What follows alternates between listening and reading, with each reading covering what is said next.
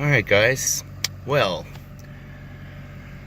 about 200 miles ago my truck started having problems starting in the morning, and I replaced this main battery first because the original battery had a little port that shows a red and green light, and it had a red light on that side. This side I just replaced today because that battery, I guess, was losing some juice because this one was weak, and I replaced both, and now I'm not having my starting problems anymore.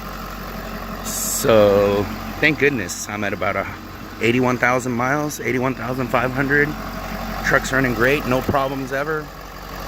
Just 2 batteries and a radiator so far, and a DEF tank heater at 81,000 miles. So I don't know if I should trade this in for the new 2017, but we'll see what happens.